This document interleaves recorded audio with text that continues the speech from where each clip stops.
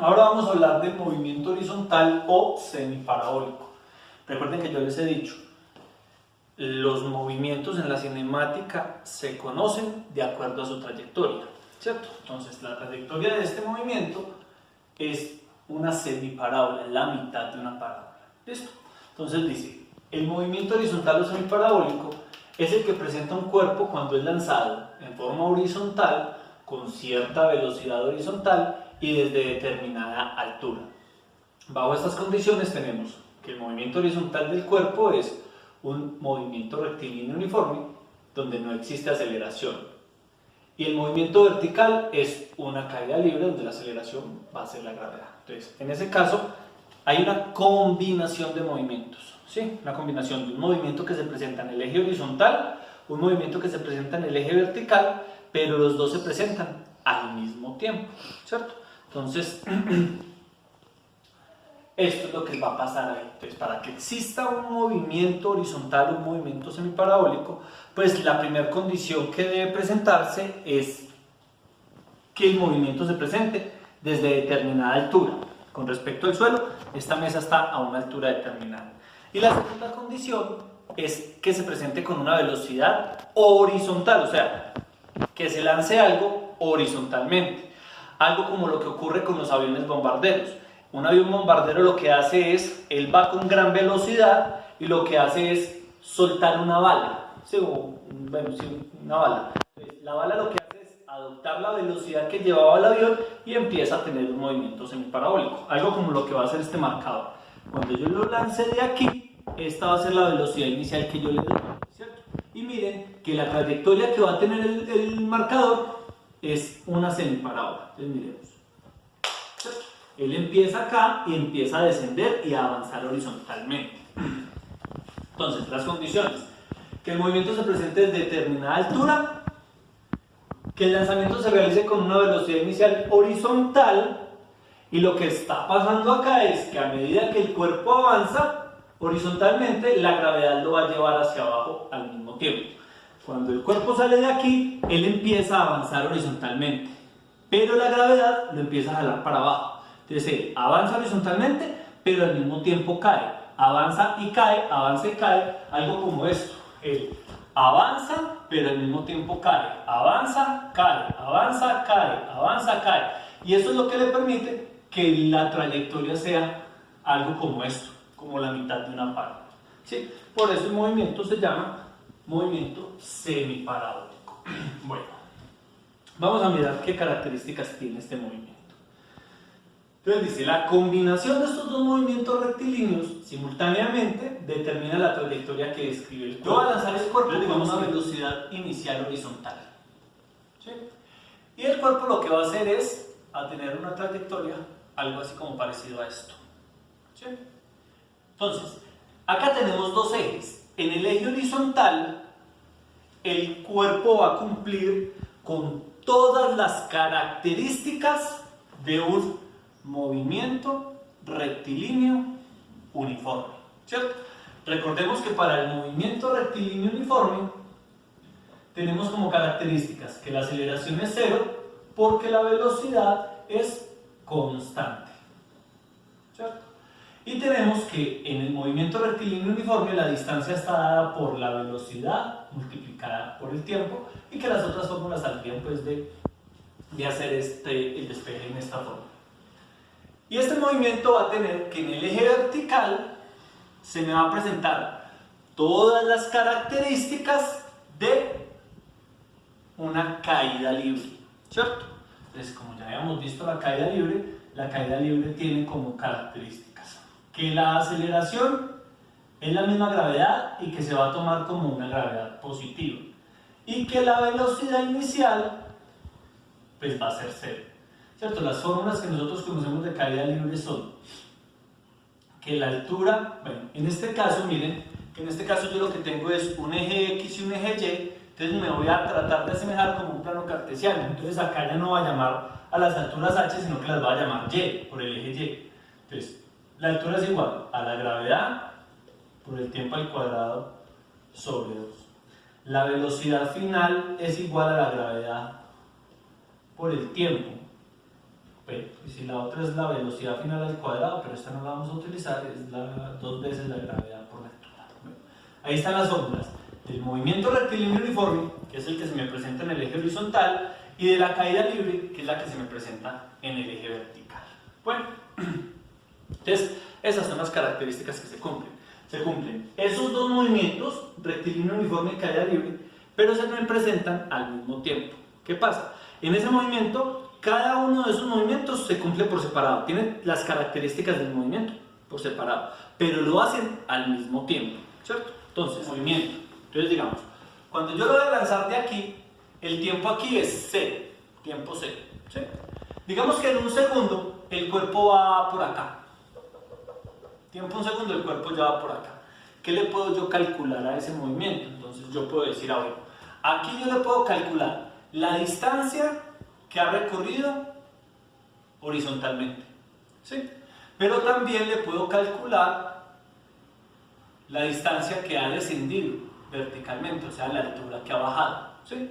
Cuando yo hable de distancia en X y distancia en Y, vamos a decir que es la posición del cuerpo. Entonces voy a hablar como posición en un tiempo. Cuando yo hablo de la posición en un tiempo, pues entonces estoy hablando de la distancia en X y la distancia en Y. Para X, distancia en X, entonces recordemos, todo lo que pase en el eje horizontal depende de este movimiento rectilíneo uniforme, ¿cierto? Si yo quiero calcular la distancia horizontal que ha recorrido, pues voy a el movimiento rectilíneo uniforme y me dice que la distancia se calcula con la velocidad por el tiempo. ¿Cuál velocidad? Pues la velocidad inicial con la que salió de acá, porque esa nunca va a cambiar. Esa es una de las características del movimiento, que la velocidad es constante. Entonces, ¿cómo hago para calcular esa distancia? Velocidad inicial por el tiempo, en este caso, un segundo, ¿cierto? Listo, miren, acá tengo la distancia horizontal recorrida por el cuerpo. ¿Y cuánto ha bajado? Ha bajado, pues entonces cuando yo quiero conocer algo que le pase en el eje vertical al movimiento, pues entonces ya depende de la caída libre. Entonces yo vengo aquí a la caída libre y me dice que la caída libre para calcular la altura está dada por esta fórmula. Gravedad por tiempo al cuadrado sobre 2. Va a bajar eso. Gravedad por tiempo al cuadrado sobre 2. Miren, aquí tengo la posición del cuerpo en un determinado tiempo, ¿cierto? Bueno. Que es que a los 2 segundos iba por acá. Lo mismo. Entonces ya cambio el tiempo de 1 por los 2 segundos, el tiempo de 1 por los 2 segundos. O también yo puedo calcular aquí, cuando ya haya caído totalmente, ¿cierto? Bueno. Yo aquí en este punto también le puedo calcular la velocidad al cuerpo. Entonces miremos una cosa. La velocidad que va a tener el cuerpo va a ser esta de acá. Entonces esa velocidad la vamos a llamar velocidad resultante. Si ustedes analizan, esta velocidad es un vector que está inclinado. Recordemos que los vectores que están inclinados tienen componentes. ¿Cuáles serían las componentes de esta velocidad? Esta horizontal, que sería la velocidad en X. Recordemos que esta velocidad en X es constante, porque depende del movimiento rectilíneo uniforme. O sea que esta velocidad en X es la misma velocidad inicial. Esa no va a cambiar. Entonces hablemos por acá. Velocidad en un tiempo. Entonces, puedo calcular la componente en X, que es la misma velocidad inicial porque es constante. Va a tener esta otra componente, la velocidad en Y. ¿Y la velocidad en Y va a depender de quién? Pues de la caída libre. ¿Cómo calculo la velocidad en la caída libre? Gravedad por tiempo. Entonces, esta velocidad en Y va a ser la gravedad por el tiempo, ¿cierto? Y con estos dos vectores que son perpendiculares y forman ángulo de 90 grados, puedo calcular la velocidad resultante. ¿Cómo? Aplicando el teorema de Pitágoras. Entonces la velocidad resultante es la raíz cuadrada de la velocidad en X al cuadrado, que sería esta, más la velocidad en Y al cuadrado, que sería esta, ¿sí? Entonces cuando a mí me digan calcular la velocidad del cuerpo en tantos segundos, tengo que calcular 1, 2, 3 velocidades, la componente en X, la componente en Y y la velocidad resultante, ¿cierto? Bueno. Y también puedo puedo calcular lo mismo acá en un segundo, a los 2 o cuando caiga. Cuando caiga, a partir de que caiga, yo también puedo calcular o las velocidades, que serían estas, ¿sí? O puedo calcular algo que vamos a llamar nosotros el ángulo de caída. Y el ángulo de caída lo vamos a calcular, el ángulo de caída sería este ángulo, ¿sí? Este ángulo de acá es igual a este ángulo de acá. Y nosotros acá utilizando funciones trigonométricas vamos a saber que este es el cateto opuesto, que este es el cateto adyacente, entonces vamos a utilizar la función tangente del ángulo, ¿cierto? Bueno, la función tangente no, la función arco tangente. Entonces vamos a decir que el ángulo de caída se puede calcular como tangente a la menos 1 de la velocidad en y cuando el cuerpo caiga en este punto solamente sobre la velocidad en x, que esa sí es constante y va a ser la misma durante todo el movimiento, ¿cierto? Listo, entonces tenemos posición, distancia en x y distancia en y, velocidad, 3 velocidades, la componente horizontal, la componente vertical y la resultante, ángulo de caída, ¿sí? Y vamos a tener otra formulita que nos va a servir para calcular el tiempo de caída. Entonces, digamos, el tiempo, por ejemplo, para ir desde acá hasta acá, ¿sí? Si yo conozco cuánto descendió, yo puedo calcular el tiempo. ¿Qué sería el despeje del tiempo de acá? Ese despeje sería, tiempo es igual a la raíz cuadrada, este pasaría a multiplicar de 2 veces la altura sobre la gravedad, ¿sí?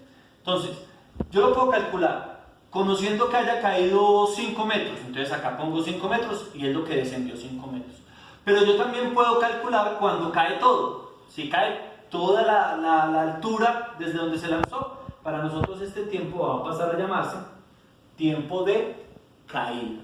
¿Listo?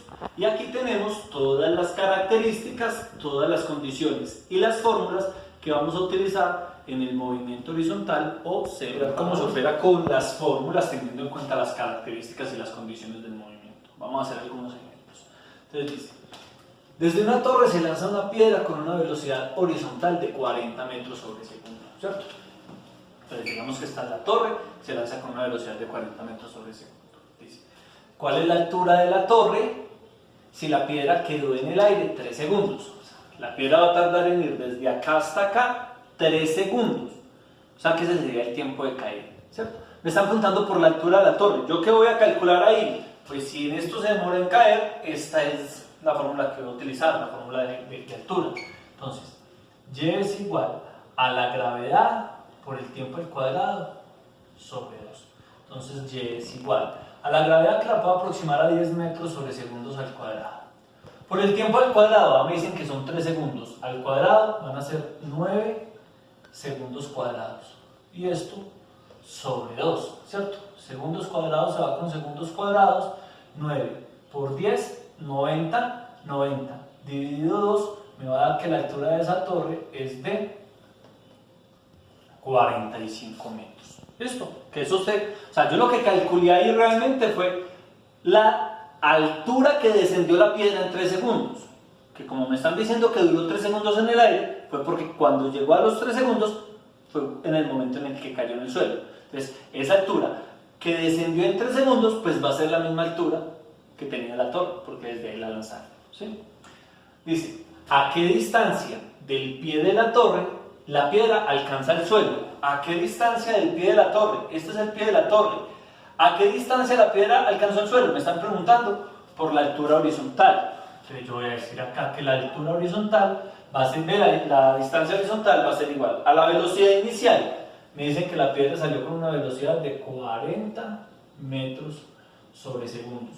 Por el tiempo, ¿cuánto estuvo la piedra en el suelo? Ve en el aire, 3 segundos. Aquí puedo cancelar segundos con segundos y esta distancia va a ser de 40 por 3, 120 metros. Listo, ya calculamos esa distancia. Y dice, ¿con qué velocidad la piedra alcanza el suelo y qué ángulo entra formando? Entonces, la velocidad, para calcular la velocidad, tengo que calcular 3 velocidades. Entonces, la velocidad en x es la misma velocidad inicial, porque es constante, recuerden. Entonces, velocidad en x, 40 metros sobre segundos. La velocidad en y es la gravedad por el tiempo. Entonces, la gravedad que la podemos aproximar a 10 metros sobre segundos al cuadrado por el tiempo, 3 segundos, ¿cierto? Entonces, esta velocidad en y va a ser 10 por 3, 30. Este segundo se puede ir con uno de estos y esto me va a quedar en metros sobre segundo. Y la velocidad resultante va a ser la raíz cuadrada de la velocidad en x al cuadrado. O sea, 40 al cuadrado van a ser 1600 metros cuadrados sobre segundos cuadrados, más la velocidad en y al cuadrado, que van a ser 30 al cuadrado, 900 metros cuadrados sobre segundos cuadrados, ¿cierto?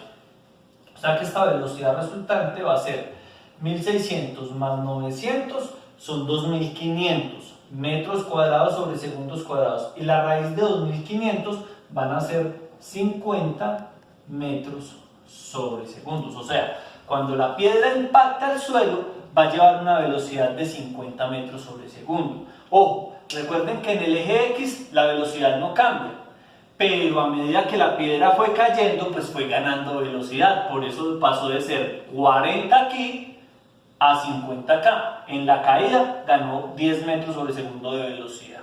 ¿Listo?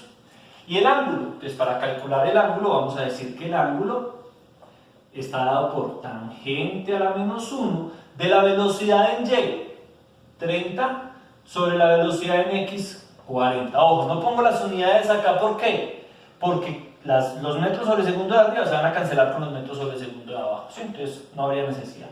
¿De cuánto me va a dar ese ángulo? Ese ángulo, entonces, ¿cómo se hace esa operación en la calculadora? Entonces ustedes van a hacer primero la división. Entonces, 30 dividido 40, igual. Eso les da 0,75.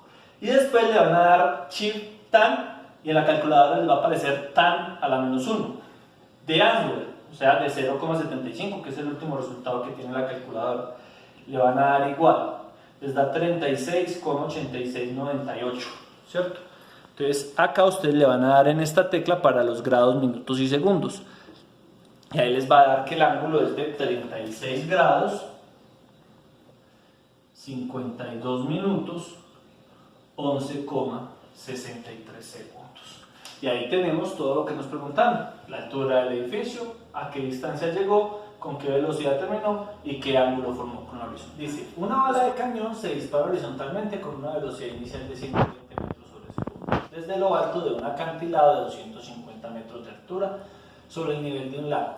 Calcular qué tiempo tardará en caer la bala al agua, cuál será la distancia horizontal del pie del acantilado del punto del impacto de la bala, y cuál es la velocidad con que la bala llega al agua y qué ángulo entra formando. Nos están viendo básicamente lo mismo, ¿cierto? Entonces, sale con una velocidad de 120, está a una altura de 250 metros. Nos están pidiendo el tiempo, qué tiempo tarda en caer la bala al agua. Entonces, como es el tiempo en hacer todo el recorrido, pues eso es a lo que vamos nosotros a llamar tiempo de caída. Vamos a utilizar esta fórmula.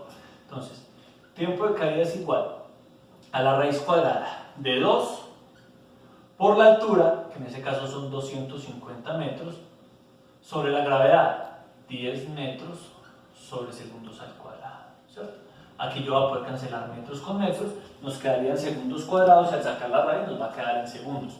Esto nos va a dar 0 se va con 0, 25 por 2, 50, raíz de 50, 7,07 segundos. Eso tarda en caer la bala, ¿cierto? Bueno, ¿cuál será la distancia horizontal del pie del acantilado al punto del impacto de la bala? O sea, la distancia desde donde cayó hasta donde salió.